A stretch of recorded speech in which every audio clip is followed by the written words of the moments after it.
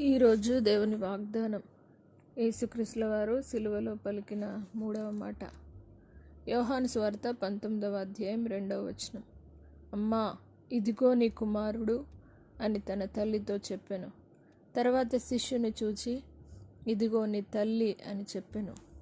నా ప్రియ సహోదరి సహోదరులారా, దేవుడు అంత యాతన పడుతూ, అంత ఘోర యాతనలో కూడా తన బాధ్యతను నిర్వహిస్తున్నట్టుగా మనం చూస్తూ ఉన్నాం.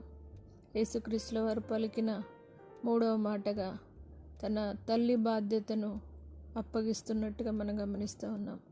నా ప్రియ సహోదరులారా, మన జీవితంలో దేవుడు చేసిన ప్రతి మేళ్ళను బట్టి మన బాధ్యతను ఎప్పుడు మర్చిపోకుండా దేవుని కొరకు జీవిస్తూ, ప్రతి విషయంలో కూడా అన్ని బాధ్యతలను స్వీకరిస్తూ దేవుని కొరకు ముందుకు సాగి, శ్రమ అయినా, ఉపద్రవమైన, కష్టమైన, ఏది అయినా పర్వాలేదు, దేవుని కొరకు మనం జీవిస్తూ మన బాధ్యతను సహితం నిర్వర్తించడానికి మనం ముందుకు సాగుటకు దేవుడు ఈ మాటను తెలియజేస్తున్నాడు. కాబట్టి ప్రతి ఒక్కరము మనల్ని మనం అప్పగించుకుందాం.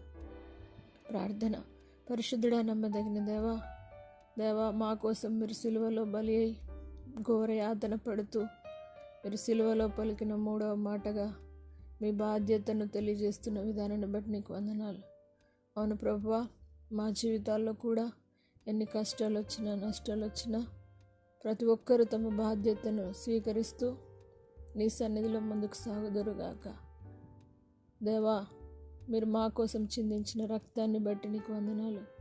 ఎల్లప్పుడూ నీ త్యాగాన్ని మర్చిపోకుండా ప్రతిరోజు ధ్యానిస్తూ నీ సన్నిధిలో మా తప్పిదములను, మా పాపములు ఎదుట ఒప్పుకొని విడిచిపెట్టి నీ సన్నిధిలో రక్షణ పొంది ప్రతి ఒక్కరూ నాయన నీకు స్తోత్రం ఇస్తే వారి బాధ్యత నిర్వర్తించటకు సహాయం చేయమని యేసు నామం నడుచున్నాం తండ్రి. ఆమేన్. దేవుడు మిమ్మను దీవించునుగాక.